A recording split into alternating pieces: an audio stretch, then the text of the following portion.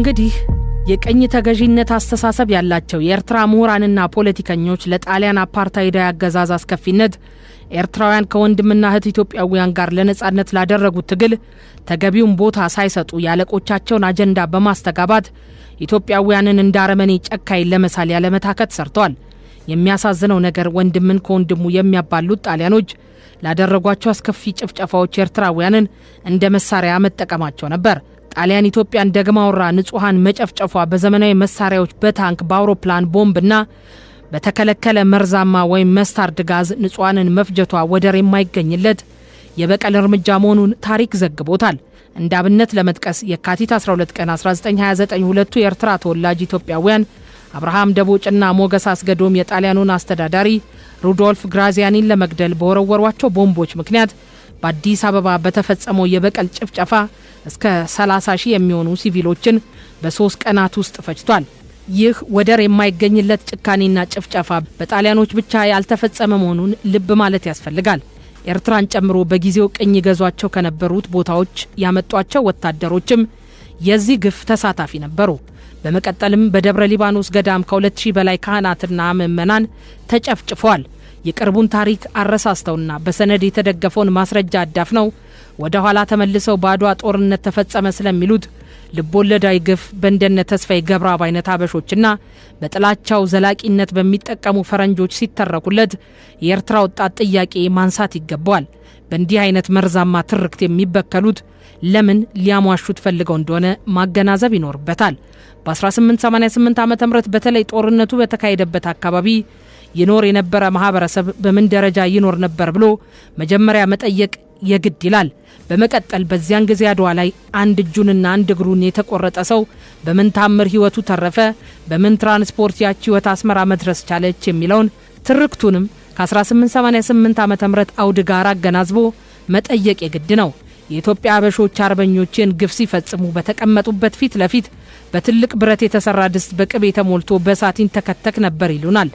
ያኔ በ1888 ብረት የሚባል ነገር ነበር ወይ? በዛኔ የድህነት ሁኔታ ውስጥ ሆኖ ሲማቅቅ የነበረና ለጦርነት በሚል የዘመተው በ100,000 የኢትዮጵያ አርበኞች ሲቀልብ ድራሹ የማቀቀው የአካባቢው አርሶ አደር ቅቤ ነበረው ወይ ብሎም መጠየቅ የግድ ይላል። የተቆረጡት ኤርትራውያን የተቆረጠው አካላቸው በእሳት ወደሚንተከተከው ቅቤ ይነከርና የሚፈሰው ደማቸው ይቆምና ከዛ በኋላ ሂዱ ይባሉና ወጥተው ወደ አስመራ ይጓዛሉ ይሉናል። አንዲት ህይወት ትልቁ አካሏ ተቆርጦ ወደ ፈላ ቅቤ ተነክሮ ደም መፍሰስ አቁማ ከአድዋ አስመራ ትደርሳለች። ለነገሩ ጥላቻ ልብ ያውራል። አድዋ ላይ ሁሉ ግፍ ሲሰራ ጥንታዊቷ አክሱም ጽዮን በቅርብ ርቀት አለች። አድዋ ገና ስትፈጠርና የኦርቶዶክስ እምነት ከተስፋፋበት ጊዜ ጀምሮ ከ5 እስከ 6 የሚሆኑ ቤተክርስቲያናት አሏት። አክሱም ጽዮንና የአድዋ ገዳማት ምን አሉ? አካባቢው ህዝብስ ከጥንት ጀምሮ አብዛኛው ክርስትና አስተምሮ ያለበትና ፈሪሃ እግዚአብሔርን እስካሁን ከትውልድ ትውልድ እየተወራረሰ የመጣ ነው። ታዲያ ህዝቡስ ምን አለ? የአርበኞቹ ፈረሰኞች በአድዋ ሜዳ ይጋልቡ ነበር ይለናል። አድዋ ሜዳ ቦታ አላት እንዴ? ወይስ ሌላ አድዋ ያኔ ነበረች? በጦርነት ጊዜ አያት ቅድመ አያቶች ባፈ ታሪክ እንደነገሩን የጣሊያን ሰራዊት በየተራሮች መካከል ሲንቀሳቀሱ የኢትዮጵያ አርበኞች ኋላ ቀር መሳሪያ ታጥቀው እንደ ዝንጀሮ በየተራራዎቹ ተንጠላጥለው ነበር የተዋጉት። አድዋ በፈሰሰው የኤርትራውያን ደም እንደ ጎርፍ እንደታጠበች ቢያንስ ያኔ በአካባቢው በነበሩ አያት ቅድመ አያቶች በምስክርነት ለምን አልነገሩንም? የሰው ደም እንደ ጎርፍ በፈሰሰበት የተረገመ መሬት ላይ ነው የምንኖረው በሚል ለምን ትውልዱ መፍትሄ እንዲፈልግ አልመከሩትም? በአፈ ታሪክነት ሲወርድ ሲዋረድ የተነገረን አድዋ ላይ የአንድ ቀን ውጊያ ነበር። ጣሊያን 3 ሻለቃ ያለው አንድ ብርጌድ ነበረው። አንዱ ሻለቃ እንዳስላሴ ወይም አድዋ ነበረ። አንድ ሻለቃ አዲ አቡነ ነበረ። አንዱ ደግሞ ከብርጌዱ መምሪያ ጋር ዳሮ ጣህሊ ነበር የሚል ነው። ብርጌድ አዛዡ አዲ አቡን ለነበረው ሻለቃ በሰሎዳ ተራራና ሌሎች ተራሮች ስር በጣም ጠባብና አደገኛ መስመር አልፎ ወደ ገንደብታና ይህ አካባቢ አሰሳ እንዲያደርግ ትእዛዝ ሰጥቶ ሳለ በተለይ ይህ ሻለቃ ገና በተራሮቹ ስር እያለ ጥቃት እንደደረሰበትና ሌሎች ሻለቃዎች ለእርዳታ ቢንቀሳቀሱም ሻለቃው ከጥቅም ውጭ ስለሆነ ጣሊያን ሁሉ ነገር እንደተበላሸበት ስለዚህ የቀረ ኃይሉን ይዞ መረብን ተሻግሮ ጠቅልሎ ወደ ኤርትራ መሬት እንደሸሸ ነው የምናውቀው። ብዛት የነበራቸው የኢትዮጵያ ተዋጊዎች አህያና በቅሎችን በሽታ ስለነበረባቸው የአካባቢው እንስሳዎችን በሽታው ስለተላለፈባቸው በአካባቢው በዚህ መልኩ ጉዳት መድረሱ ይነገራል። አንድ ሊዘነጋ የማይገባው ነገር አለ። ይኸውም በዚያን ጊዜ ጣሊያን ዋና ማዕከሉን ኤርትራ ወይም አስመራ አድርጎ ከዚያ እንደሌሎቹ የአውሮፓ ቅኝ ገዢዎች ሶማሊያና ሊቢያን ጨምሮ በሌሎችም አካባቢዎች ግዛቱን በወረራ ለማስፋፋት በመቋመጡ የዕለት ተዕለት ስራው ውጊያና ጦርነት ነበር። በዚህ ምክንያት ከዚያም ወደ አስመራ የሚሰበሰብ አካል ጉዳተኛ የጣሊያን ወታደር ወይም አስካሪ ብዙ እንደሚኖር ነጋሪ ያስፈልግም። ከየትም በውጊያ ይሁን በሌላ ምክንያት እጅና እግሩን የተቆረጠ ሰው ፎቶ እየሰበሰበና እየለቃቀመ በ1888 አድዋ በተደረገ ጦርነት እጅና እግራቸው በአበሻ በተጋሩ በአጋሚዎች የተቆረጡ ናቸው፣ ቁጥራቸው 500,000 ነበር እያለ እየከሸነ የኤርትራ ትውልድ ተበቀለ የማትጨርሰው ቂም አለብህ እያለ ማስተማሩ ፋይዳው ምንድነው? ኤርትራዊ ትውልድስ ይህንን የቂም ውርስ እየተቀባበለ በበቀል ስም አረመናዊ ግፍ ሲፈጽም የበቀሉ ሰለባ እንዲሁ በልቂት አዙሪት ይኖራል ወይስ እሱም ቂም ቋጥሮ ደም ለመመለስ ይነሳል? ይሄ በቅርቡ በትግራይ ላይ ጠመንጃ አንጋች ሆኖ የዘመተው ኤርትራዊ ትውልድ በጠመንጃ የሚጠፋውን እያጠፋ ይጠቅመኛል ያለውን እየዘረፈ የተረፈውን እያወደመ በጉልበቱ የሚያወድመው እህል ላይ የተጸዳዳ ኢሰባዊ ድርጊት የፈጸመበት ኤርትራዊ ሲቪልም በኮንቮይ አሰልፎ የትግራይ የሆነውን ሁሉ ጭኖ አስመራ፣ አዲኳላ፣ መንደፈራ፣ ሰንአፌ፣ አዲቀይህ፣ ሰገልቲ ወይም ሰገለይቲ ወዘተ የከዘነበት የገባበት እንደዚህ ያለ ጭፍን ጥላቻና ይህ ልትለካው የሚያስቸግር ከመጠኑ ያለፈ የብቀላ መንፈስ መሰረቱ ፖለቲከኞቹ የፈጠሩት የአድዋ አፈ ታሪክ ካልሆነ ሌላ ማስረጃ ምን ሊቀርብለት ይችላል? የትኛው ኤርትራዊም ይሁን ሌላው በሚገባው ቋንቋ አንብበው ተብሎ ሲጻፍለት አንብቦ ሳያላምጥ ከመዋጥ ያለፈ ማንስ ሞገተው? ኤርትራውያን በአድዋ በትግራዋይ እጅና እግራችን ተቆርጦ ወደ አስመራ መሸኘታችን እንዳይረሳ በማለትም የሚከተለውን የፈጠራ ዘፈን ለዘመናት እንዲዘፍኑም ኤርትራውያን በአድዋ በትግራዋይ እጅና እግራችን ተቆርጦ ወደ አስመራ መሸኘታችን እንዳይረሳ በማለት የሚከተለውን የፈጠራ ዘፈን ለዘመናት እንዲዘፍኑም እኮ ተደርጓል። ደሳይ በለኻ ወዲ ኢታይ ተክለ ሳላጥልያ ንግሪ ተሂለ ይላል ትግርኛው። ወደ አማርኛ ሲተረጎም ደሳይ በልህ የኢታይ ተክሌ ልጅ እድሜ ለጣሊያን አንተ የቆረጥከው ንግሬን መልሶ ጣሊያን ተክሎልኛል ይላል። እንግዲህ አስቡት፣ ኢታይ ተክሌ የትግርኛ ስም ነው፣ የኦሮሞም የአማራም አይደለም። ኤርትራዊው ዘር ከትውልድ ወደ ትውልድ በትግራዮች ላይ ተበቀለ የማትጨርሰው ቂም አለብህ የሚለው በጽሁፍ በዘፈን በተመቸው መንገድ ሁሉ እየተላለፈለት እየወረሰው ከተጓዘ በኋላ በቅርቡ እንዳየነው ትጥቅ ይዞና ለዝርፊያ በግብረ ኃይል ተደራጅቶ ትግራይ ውስጥ ከፈጸመው ግፍ በላይ ምን ያድርግ? ኤርትራውያን ቆም ብለው በድፍረት እውነታውን ፈልፍለው አውጥተው እርስ በርሳቸው ካልተነጋገሩበትና ግልጽ ካላደረጉት ከነሱ በላይ ማን ግልጽ ሊያደርግላቸውና በጥላቻ ከሚያወራቸው በቀለኝነት ሊያወጣቸው ይችላል? በግልጽ እኮ እድሜ ለጣሊያን እያሉ ትግራዋይን አንተ ጠላታችን ነህ ወዳጃችን ጣሊያን ነው ብለው ለዘመናት ዘፍነውለታል። ጣሊያንን መውደድ ማፍቀር መብታቸው ነው። ነገር ግን ፍቅሩ ተበቅዬ የማልጨርሰው ቂም በቀል በትግራዋዮች ወይም ባበሾች ላይ ስላለብኝ በሚል አስተሳሰብ ላይ የሚመሰረት ከሆነ እንዴት ብሎ ትክክል ሊሆን ይችላል? የብቀላ ዙሪቱስ ጊዜውን ጠብቆ ደም መመላለስን እንደማይወልድና የብቀላው ቀስት ወደ እነሱ እንደማይዞር ምን ማረጋገጫ አለ? ከቂም ከጥላቻ ከብቀላ ዙሪት የሚያወጣን ስልጡን አስተሳሰብና ፍትህ ማንገስ አይሻልም? ህግና ፍትህ የማይገዛው ፖለቲካችን አዙረን ለፍትህና ለህግ ተገዢ እንዲሆን የሚያስፈልገውን ዋጋ አሁን ከፍለን ቀጣይ ትውልዶችን ብናድን አይሻልም? የኤርትራ ነባራዊ እውነታ የሚያሳየን ግን የኤርትራና የኢትዮጵያ የአሁንም ሆነ የወደፊት ዕጣ ፈንታ ተመሳሳይ ነው። በተለይ ከትግራይ ህዝብ ጋር ደግሞ በታሪክም አብሮ የተፈጠረ ከሚለያየው የሚያመሳስለው የሚበዛ በአንድ ጠባብ ቀጠና አብሮ ተመሳሳይ ታሪክ፣ ባህል፣ ቋንቋ ወዘተ ይዞ የሚኖር ህዝብ ነው። መሪዎች፣ ፖለቲካና ፖለቲከኞች ያልፋሉ። ህዝብ ግን ከትውልድ ወደ ትውልድ እየተቀባበለ ኗሪ ቅርስ ነው።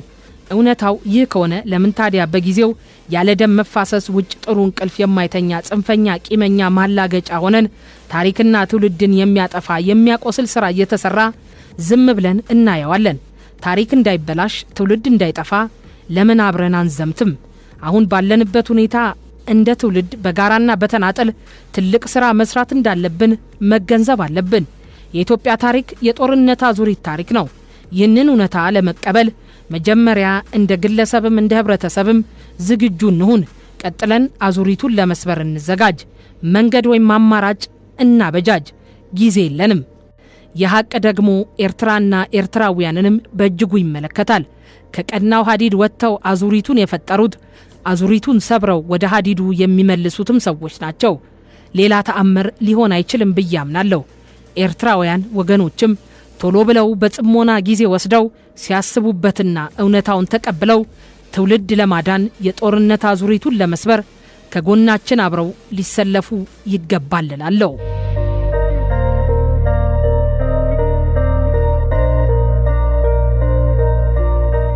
ነፍሰ ገዳዩ ኢሳያስ አፈወርቂና G15 በጨረፍታ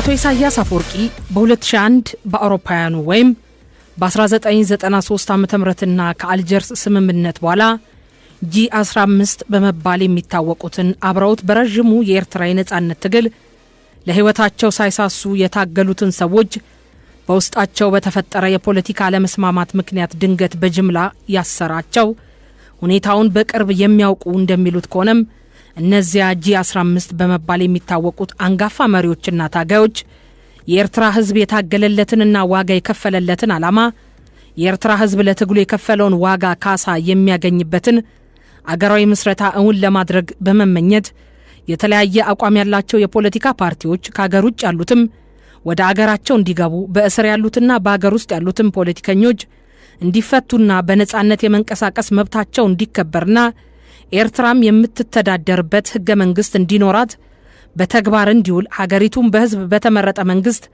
እንድትተዳደር ወዘተ የሚሉ የጋራ ጥያቄዎችን ለአቶ ኢሳያስ አቀረቡለት።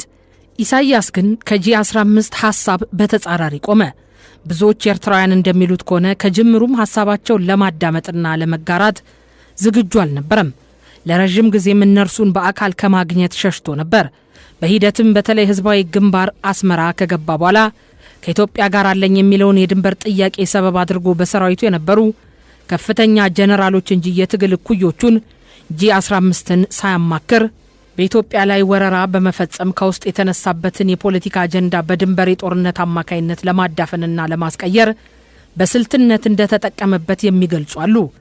G15 የሚባለው ቡድን ከኢትዮጵያ ጋር የተከፈተውን ጦርነትም አይደግፈውም ነበር። ኢሳያስ ግን በሂደት ቡድኑን የወያኔና የሲአይኤ ተላላኪ ቡድን ነው፣ ኤርትራን ለመሸጥ የተስማማ ኃይል ነው በማለት እንዲፈረጁ አደረገ። አከታትሎም ሁሉንም በድንገት አስሮ ዊአ በሚባል ሲኦልን በሚያስንቅ እስር ቤት በአንድ ጠባብ ክፍል ዘጋባቸው። ሁኔታውን እናውቃለን የሚሉ እንደሚናገሩት ከሆነ እያንዳንዱ ወደሚታሰርበት ጠባብ ክፍል እንዲገባ ከተደረገ በኋላ በየክፍሉ ውሃና ሽንት ቤት እንዲኖረው ተደርጓል ይላሉ። እያንዳንዳቸውም ከሰው እንዳይገናኙ ጥብቅ ትዕዛዝ ተሰጥቶ ድምጻቸው ሲጠፋ ብቻ በሩ እንዲከፈት ይደረጋል።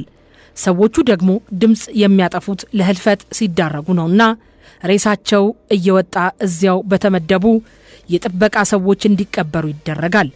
ብዙዎች እንደሚሉት ከሆነ እስካሁን ሁሉም ለህልፈት ሳይዳረጉ አይቀሩም።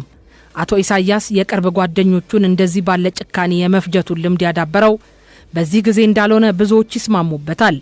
በረጅሙ የበረሃ የነጻነት ትግል ጊዜ ብዙ ታጋዮችንና ንጹሃን ኤርትራውያንን በዚህ መልኩ እንደጨረሰ ብዙዎች ይስማማሉ። እኛ ወያኔዎችም እንደዚህ ያለ ሁኔታ በጉያችን አቅፈን ተጉዘን ዙሮ በቅርቡ እንዳየነው ለህዝባችንም ተርፏል። ይህ የሆነው ግን የውዴታ ግዴታ ወይ ያጋጣሚ ጉዳይ ሆኖ ሳይሆን በተለይ በህዝባዊ ወያኔ ሐርነት ትግራይና በህዝባዊ ግንባር ሐርነት ኤርትራ በተፈጥሯቸው ከማይለያያቸው ነገር ይልቅ የሚያመሳስላቸው ሚዛን ስለሚደፋ ነው።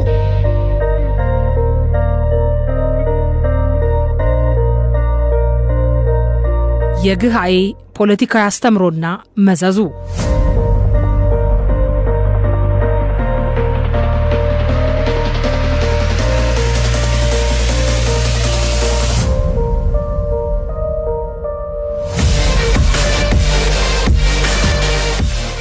ህዝባዊ ግንባር ሐርነት ኤርትራ ወይም ህጋይ ያለ ዕድሜ ልዩነት ስለ ኤርትራ ነጻነት ሲያስተምር ኤርትራ በኢትዮጵያ ቅኝ ግዛት ስር ሆና ብዙ ጉዳት እንዳስተናገደች የኤርትራ ህዝብን በኢትዮጵያ ወይም አበሻ ቅኝ ገዢነትን ብዙ ጉዳት እንደደረሰበት ይገልጻል።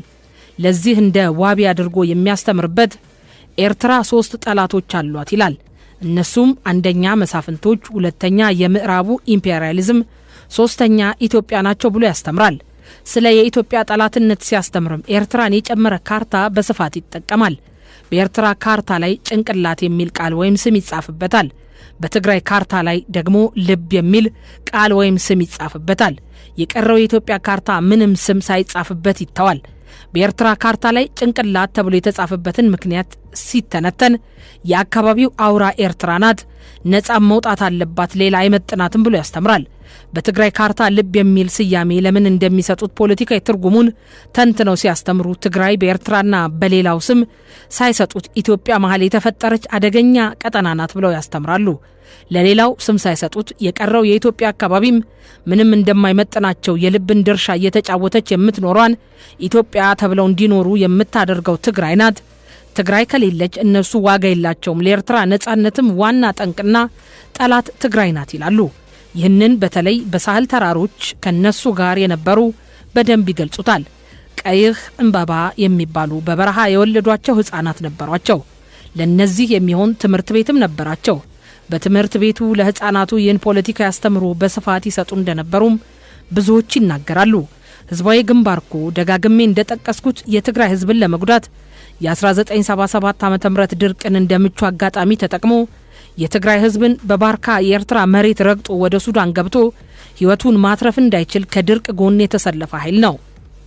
ይህንን የኔ ትውልድ በአይኑ ስላየው ነጋሪ አያሻም። የንጹሃን ህይወትም ቀጥፏል። ትግራይን የሚመሩ የህወሓት አመራሮች ታዲያ ስለ ኤርትራ ነፃነት፣ ስለ ህዝባዊ ግንባር ህልውና እንቅልፍ የሚነሳቸው ለምን ሆኑ? በቅርቡ በትግራይ በነበረው ጦርነት ጭምርኮ እነዚህ የህወሓት መሪዎች ሻዕቢያ አይነካንም፣ ወደ ትግራይ አይገባም፣ ወዳጃችን ነው ብለው በአደባባይ ለሻዕቢያ ጥብቅና ቆመው ትውልድ ጠፍቶብናል፣ በተጋሩ ያለው የፖለቲካ በሽታ ምንድነው? ለትግራይ ጥቅምና ህልውና ደንታ የሌላቸው ውዥንብር እየፈጠሩ ለሻዕቢያና ለኤርትራ ጥቅም ያደሩ የትግራይን ፖለቲካና ኢኮኖሚ በበላይነት እንዲቆጣጠሩ የምንፈቅድላቸው እስከ መቼ ነው? ትውልድ እስኪጠፋ ድረስስ ሰው እንደ መንጋ እነሱን መከተል ለምን መረጠ? በርግጥ የኔ ትውልድ የውስጥ ችግር መፈታት አለበት ብሎ በመታገሉ ብዙ ዋጋ ከፍሏል፣ ታስሯል፣ ተገድሏል። ሞራሉን የሚነካ ሁሉም በደል በላዩ ላይ ተፈጽሞበታል። በመጨረሻም በ1985 ዓ.ም ፊትህን አዙር አለቃ አይነካህም ተብሎ ተመቷል። ትውልዱ የገጠመው ፈተናና ጉዳት ከባድ ነው። የህወሓት አመራር ወደ ማፊያ ቀለበትና ኔትወርክ ተቀይሮ ስለነበር እርምጃ ሲወስድም ጨካኝ መሆኑ በተለይ ዋጋ የከፈለው በደንብ ያውቋል። ግን የውስጥ ትግሉ በማፊያው አሸናፊነት ተገባዶ ለምን ትውልዱ በተሸናፊነት ቀጠለ? ተሸናፊ ከሚያደርጉት አንዱ የመንጋ ፖለቲካ መሆኑ ለምን አልገባን አለ? አሁንስ ምርጫው ምንድነው? ጠመንጃ ግዑዝ ነገር ነው። ጥቅም ላይ የሚውለው በሰው እጅ ሲገባና ሰዎችም ጠመንጃና ፍላጎታቸውን ለማሳካት ከሐሳብ በላይ እንደሁነኛ መሳሪያ ሲጠቀሙበት ነው። የብቀላ ዓላማና አስተሳሰብ ያላቸውን ብቀላቸውን እውን ለማድረግ ይጠቀሙበታል። እዚህ መነሳት ያለበት ትልቅ ጉዳይ ግን የብቀላ አስተሳሰቡ ከግለሰብና ከቡድን ያለፈ በመሆኑ ዘር በጅምላ ፈጅቶም የማይረካ መሆኑ ነው። ይህንንም ደጋግመን ባነሳ ነው ከ2013 እስከ 2014 ዓ.ም በትግራይ በተካሄደው ጦርነት አይተናል። አንዳንዱ በገርነትና በጥልቀት ጉዳዩን ሳይመረምር የፍጅቱን ምክንያት በቅርብ ጊዜ ከታዩ ክስተቶች ጋር የሚያዛምድ ትንታኔ እየሰጠ ሌላውንም ለማሳመን ይሞክራል። በቅርቡ የታዩ አለመግባባቶች ቸል መባል አለባቸው ባይባልም የዚያ ሁሉ ጥፋት ቁርሾ ግን አይሆኑም። ነገር ግን አንዱ ለአንዱ የዋለ ውለታና አንዱ በአንዱ ላይ ያደረሰው በደል እዚያው እርስ በርሱ ለመካካስ አልፎ በምን ተአምር የትውልድ ስር የሰደደ ቂምና በቀል ሆኖ እስከ ጨርሶ የመጠፋፋት ደረጃ ሊያደርስ ይችላል። ለምሳሌ ለኤርትራ ነፃነት በተባለው ትግል የትግራይ እናት አመጣ የወለደችው በ10 ሺዎች የሚቆጠር ወጣት በኤርትራ ምድር መቃብር ገብቶ ከኤርትራውያን ጎን ሞቶ ተቀብሯል። የቂምና ጥላቻቸው ምንጭ በኢትዮ ኤርትራ ጦርነት ጊዜ ንብረት ስለወደመባቸው ወይም ስለተዘረፈባቸው የሚመስላቸው ገራገሮች ወይም የሚዲያ ሸቃዎችና ካፍንጫቸው አርቀው ማየትና ማሰብ የተሳናቸው አሉ። ነገር ግን በኤርትራውያን ተዘርፎ በአሰብና በምጽዋ የነበረው የኢትዮጵያውያን ወይም የተጋሩ ንብረት ከልክ በላይ እንደነበርኮ ሁለቱ ሀገሮች በዘሄግ ሲከራከሩ ያቀረቡትን ማስረጃ በማየት በቀላሉ መፍረድ ይቻላል። ጦርነቱ ራሱ ሲጀመር 1-2 ሚሳኤል ወደ አስመራ ስለተተኮሰ ይሆናል የሚሉ የዋሆችም አሉ። ታዲያ የትግራይ አርሶ አደሮች፣ እናቶች፣ ህፃናት የትግራይ እንስሳትና እጽዋት ወዘተ ናቸው እንዴ ሚሳኤሉን የተኮሱት? ውጊያ ስለተከፈተብኝ ብለህ ዓለም አቀፉን የአውደ ውጊያ ህግ አክብረህ መዋጋት እኮ አይታሰብም አይባልም። እነርሱ ያደረጉት ግን ጭራሽ ከዚህ የተለየና እንኳን ሰው አውሬ የሚያደርገዋል ብሎ የማይገመተው ነው። ነገር ግን የኤርትራ ልሂቃን ከ19ኛው ክፍለ ዘመን መጨረሻ ወደዚህ ጎትተው ባመጡት የፈጠራ ትርክት ተከታታይ ትውልዶቻቸውን በቂም በቀልና በጥላቻ መርዘዋል። ራስ አሉላ አባነጋና ጭፍሮቻቸው በአድዋ ጦርነት ፍጻሜና በኤርትራ በቆዩባቸው 10 ዓመታት ተበቀለህ የማትጨርሰው ግፍ በዘር ማንዘርህ ላይ ፈጽመውብሃል ብለው በትውልዶቻቸው አጥንት ዘልቆ የገባ የጥላቻ ዘር ዘርተዋል። በደል ተፈጽሞም ቢሆን እንኳን 100 ዓመት ወደ ኋላ ተመልሶ ያለፉ ትውልዶች ለፈጸሙት በደል ያሁኑን ትውልድ በዳይም ተበቃይም ማድረግ ተፈጸመ የተባለውን ግፍ መልሶ መላልሶ ከማስቀጠል ያለፈ ፋይዳ የለውም። ተፈጸመ የሚባለው ግፍ እጁ የሌለበትን ትውልድ ምቹ አጋጣሚ እየጠበቁ ለማጥፋት መሞከርም ጭፍንነት ነው። ይህ ብቻም ሳይሆን ኤርትራውያን የኤርትራ ታሪክ በሚሉት መጽሐፋቸው ስለ ራስ አሉላ አባነጋ የሚከተለውን ጽፈው ከትውልድ ትውልድ አስነብበዋል። ባንዳ አሉላ ማሳዋን ጨርሶ አልረገጣትም። በፈረንጅ የካቲት 15 1880 የትግራይ አሉላ ለሁለት ቀን አዲተ ማርያምና በድጅክ ከሚባሉ የኤርትራ መንደሮች 8000 በጎችና ፍየሎችና ተመሳሳይ ቁጥር ያላቸው የቀንድ ከብቶችና ከ15000 የሚበልጡ የወቅቱ ገንዘብ ወይም ማርትሬዛ ዘርፎ ወስዷል። አይለት የሚባል መንደርም ወሮ በሙሉ የነበሩ የቤት እንስሳዎች ዘርፏል። በህዳር 22 1886 ዓ.ም የአጼ ዮሐንስ የጦር አዛዥ ሆነው አሉላ አባነጋ ናራና ኩናማ የሚባሉ የኤርትራ ህዝቦች እንዲጨፈጨፉ በሰጠው ትዕዛዝ መሰረት 67% የሚሆኑት ተጨፍጭፏል። ይህም አጼ ዮሐንስና ራስ አሉላ ወይም ትግሬዎቹ በኤርትራውያን ላይ ዘር ማጥፋት ወይም ጄኖሳይድ የፈጸሙበት ነው። በጦርነት ጊዜ ከማንም ይሁን ከማን ጥሩ ነገር ሲጠበቅ ታይቶ ተሰምቶም አይታወቅም። የኤርትራ ታሪክ ጸሐፊዎቹ ደጋግመው እንደሚያነሱት ከ140 ዓመት ገደማ በፊት ጀምሮ ከዚያም በአድዋ ጸረ ወራሪና ጸረ ጣሊያን ጦርነት ጊዜ የዘር ፍጅት ፈጽመውብናል ብለው የሚከሷቸው እነ ራስ አሉላ አገር እየጠበቅን ነው ያሉ ባህርም የብስም ተሻግሮ ይመጣ የነበረውን እንደ ወራሪ ጠላት ያዩአቸው በሙሉ ሲዋጉ ሲከላከሉ ሲሰዉ በያኔው አስተሳሰባቸው ትክክል የመሰላቸውን ሁሉ ሲያደርጉ አልፈዋል። ከፈጸሙት የተሳሳተም ይሁን ትክክለኛ ነገር ጀርባ ያለውን ዓላማቸውን ግን ከነርሱ በላይ የሚያውቁ አለ ብዬ አላምንም። ያም ሆኖ የአድዋው ዘመቻ ከኢጣሊያ ይልቅ አበሾች ከአበሾች ትግሬዎች በኤርትራውያን ላይ የዘር ፍጅት የፈጸሙበት ነው ያሉ ትውልድ የሚመርዙበት ትርክት ግን በማስረጃ እንኳ የተደገፈ አይደለም። ማስረጃ ቢኖርማ ወደ ዓለም አቀፉ የዘር ማጥፋት ፍርድ ቤት ማቅረብ የሚቻል ነበር። የታሪኩ በኤርትራውያን ተከታታይ ትውልዶች መታመን እንጂ ትክክለኛነቱ ትርክት ፈጣሪዎቹንም ሆነ ፖለቲከኞቹን አያሳስባቸውም። ይልቁንም እንደምኞታቸው አጋጣሚውን ሲያገኝ በጥላቻ ታውሮ የትግራይ ናዚዎችን እያደንን እናጥፋ የሚል ትውልድ ማፍራታቸው ታይቷል። በሰሜኑ ቀጠና ጊዜ ቆፍሮ የሚያወጣውና ለፀሐይ የሚያሳጣው ይህ የመሰለው የተቀበረ ከባድ ቦምብ ጊዜ እየጠበቀ እየፈነዳ ስራውን እየሰራ ነው። ወደ አስመራ ሚሳኤል ተተኮሰ፣ መሬት ተወሰደብን፣ ባድመ አልተሰጠኝም፣ ማዕቀብ እንዲጣልብን አድርገው አደህዩን ወዘተ የሚሉት ዋናው ቦምብ እንዲፈነዳ አቀጣጣይ ገመድና ክብሪት ሊሆኑ ይችላሉ። ዋናው ዘር አጥፊው ቦምብ መሆን ግን አይችሉም። ይህን ጉዳይ እዚህ ከተጻፈው በላይ ትውልዱ በአደባባይ ወጥቶ ካልሞገተው ካልተመራመረበት በተለይ ከኤርትራ ጋር በተያዘ ከአድዋ ጦርነት በኋላ ከአዙሪት ተወጥሮ ከ100 ዓመት በላይ ያሳለፈውን ሰቆቃና ጥፋት ሁኔታው የባሰ እንዳይሆን የሚያግደው ነገር ያለ አይመስለኝም።